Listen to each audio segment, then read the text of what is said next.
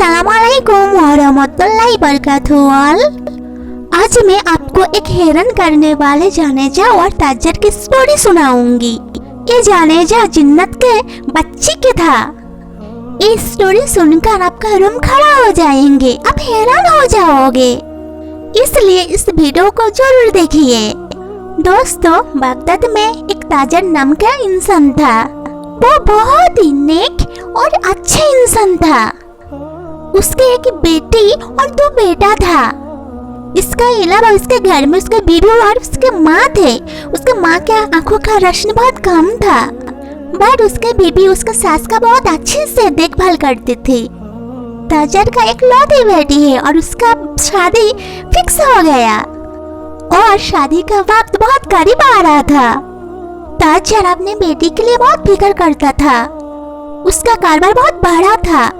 वो अपने कारोबार बहुत ईमानदारी से संभाल लेता था। वो किसी से भी एक नाजायज पैसा नहीं लेता था, ईमानदारी से अपना कारोबार चलाता था। एक दिन ताजर कारोबार के लिए दूसरे शहर में जा रहा था और उसका बेटी एक टुकड़ी खजूर दिया और बोला, आपको भूख लगेगा तब आप खा लेना। उसके बाद वो घर से निकल पड़ा और ताजर 3 दिन से सफर करता रहा। आखिर तक दूसरे शहर पहुंच गया वो और सारा सामान बेच दिया और दूसरा सामान लेकर आया। फिर वो अपने घर आ रहा था, बट पता है किस्मत में जो लिखा होता है वही होता है। ऐसा ताजर के साथ भी हुआ। जिस रास्ते पे वो आ रहा था उस रास्ते में खतरा था, इसलिए वो दूसरे रास्ते से अपने घर आ रहा था। ये रास्ते ज्यादातर रेगिस्तान था और बहुत लंबा था, इसलिए यहाँ पर दूर दूर से पानी नजर नहीं आ रहा था। रास्ते बहुत लंबा है, इसलिए उसके काफिला को जाते जाते शाम हो गया। इसी में ताजर का एक कुआं नजर आया और ताजर अपने साथियों को बोला, यहाँ हम कुछ देर रुकेंगे। रेगिस्तान में सूरज ढलने का नजारा बहुत ही खूबसूरत था। ताजर खजूर का टुकड़ी लेकर कुएं की तरफ बढ़ने लगा और अल्लाह का कुदरत को देखकर वो अल्लाह का तारीफ करने लगा। फिर टकुरी से खजूर निकलता है और खाता है, निकलता है और खाता है और खजूर का गुठली अपने पास रखता है। फिर पता नहीं उसके दिमाग में क्या चला, वो एक खजूर खाया और उसके गुठली लेकर जोर से कुएं के अंदर मारा।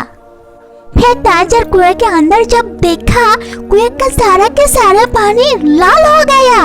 वो हैरान हो गया, इसे कैसे हो सकता है।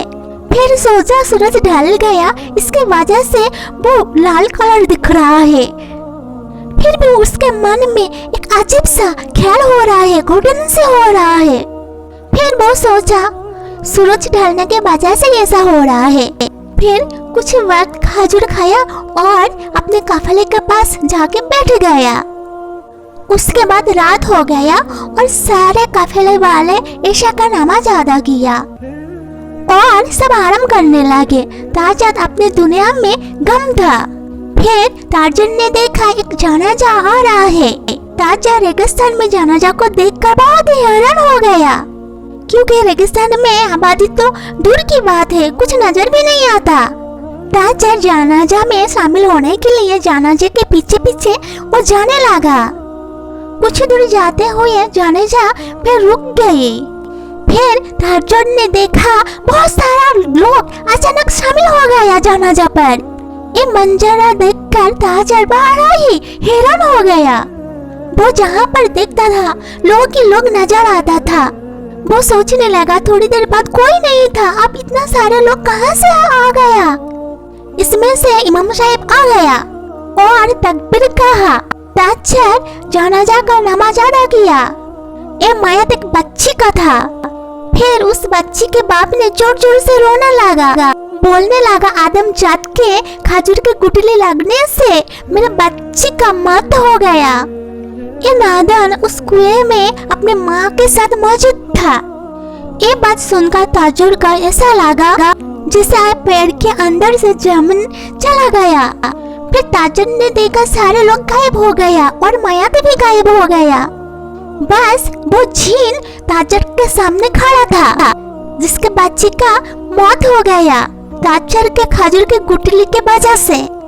उस जिन को देखकर ताजर का हाथ पांव कांपने लगा और जिन उसको बड़े अजीब से देखने लगा और बोलने लगा, ए आदमजात, तेरे वजह से मेरा बच्ची का इंतकाल हो गया। अब मुझे बदला चाहिए, अब मैं तेरा बेटा लूंगा। फिर ताजर ने रोते रोते कहने लगा, ये जिन गलती अनजान में मेरे से हुआ है। कुएं में पानी था इसलिए आपका खानदान नजर नहीं आया। फिर जिन ने कहा, ये तुम्हारा आंखों का पर्दा है इसलिए तुम हम सब जिन को नहीं देख सकते। बस बहुत हो गया, अब मुझे बदला चाहिए, मैं बदला लेकर रहूंगा। फिर टार्जन ने अपने बेटे के बदले खुद का जान का सौदा कर लिया। वो बोला, जिन अब मुझे मार दो। फिर जिन ने जब टार्जन को मारने लगा, फिर टार्जन ने कहा, ए जिन, मुझे थोड़ा टाइम बाद दे, मेरे पास दूसरे का अमानत है। मैं वो सब लोगों का अमानत वापस करके मेरे बेटे का शादी कराऊंगा। ये बात सुनकर जिन बहुत ही गुस्सा हो गया। फिर टार्जन ने बोला, ठीक है, तू मुझे मार दे, बट क़यामत का दिन मैं तुझे खड़ा कर दूंगा क्योंकि तू मुझे वक्त नहीं दिया। जिन ने बात सुनकर सहम गया और बोला, ये आदमजात, तुझे 40 दिन का मोहलत देता हूँ। 40 दिन के बाद एक कुआं के सामने तू आ जाना जहाँ मेरा बेटी का तू कत्ल किया था, वरना तुम्हारे खानदान में से किसी का भी जान ले लूंगा। फिर ताजर ने अल्लाह का कसम खाई और जिन से वादा किया। फिर जिन ने वहाँ से उसको जाने दिया। फिर ताजर काफिले में आ गया और काफिले वाला बोलने लगा, जनाब आप कहाँ चले गए थे? हम सब इतना आवाज दिया, आपने नहीं सुना। ये बात सुनकर ताजर ने कुछ नहीं बोला। अगले दिन काफिले के साथ अपने शहर रवाना दिया। फिर ताजर अपने घर पहुंचा और जिनके वादे हुए 10 दिन कट गया। ताजर अंदर ही अंदर खून का आंसू रो रहा था। अपने खानदान से और अपनी माँ से गाले लगाकर ताजर बहुत रोया। ताजर कैसे हरकत देखकर घर वाले बहुत परेशान हो गया और बोलने लगे, सब इसके पहले तो वो गया था कारवार के लिए, बट इस बार आकर ऐसा कर रहा है, ऐसा लगता है ये आखिरी मुलाकात है। फिर ताजर कब्रिस्तान के तरफ चला गया और वहाँ एक बुजुर्ग आदमी को देखा। फिर ताजर उस दरवेश के पास जाकर बहुत जोर जोर से रोने लगा। दरवेश ने कहा, बेटा तेरे अंदर जो ख्वाब है उसको निकाल दे। तू जिस ख्वाब से डरा हुआ है तू जीते जीत मरा हुआ है। मौत का ख्वाब अपने दिल में मत रख, ये अटल है। कोई भी मजहब का हो, कोई अल्लाह को मानने वाला हो या न मानने वाला हो, बट मरना तो सबको है। ये मौत ही अटल हकीकत है, सबको जाना है और तमाम मखलूकात को मौत का जायका चखना है।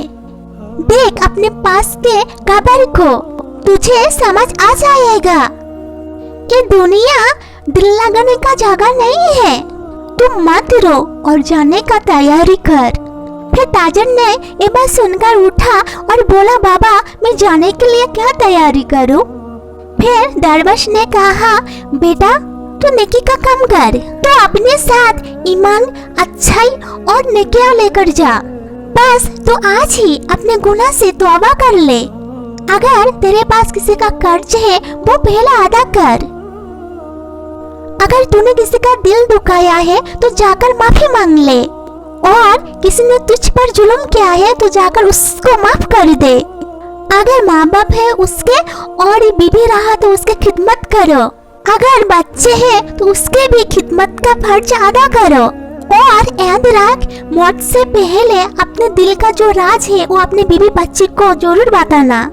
राज कभी भी मत छुपाना, नहीं तो कब्र में तू एक दिन छुप जाएगा। और अपने बेटी का शादी करा दे और जाकर दे। इसमें से पहला हक तेरा घर वालों का है, फिर तेरे रिश्तेदार का है, और तीसरा हक है तेरा पड़ोसी का और उन सब का जो तेरे से उम्मीद लगाता है, और चौथे हक वो सब यतीम बच्चे का है जो बेसहारा है। उसके बाद ताजर अपने घर चला गया और अपने बेटी का शादी करा दी और दरवेश के बातों का अमल करने लगा।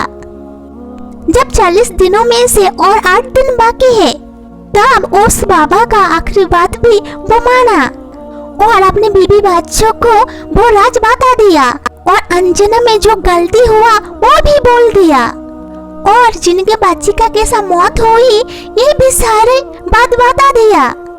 ये बात सुनकर घर में कोहराम मच गया और सारे घर वाले ताजुर को जाने से रोकने लगा। फिर ताजुर ने बोला, मैं अल्लाह का कसम खाया था, उसका क्या होगा बताओ। ये बात बोल के वो चला गया। आखिर में वो अपने घर वालों को अलविदा कह दिया और चलने पड़ा। वो उस टाइम पर पहुंच गया जब वो सूरज ढलने वाला था।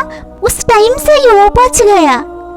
फिर उसके बाद वो जिन आया और टार्जन ने जिन को कहा, ये जिन मेरा वादा में पूरा किया, मैं आ गया।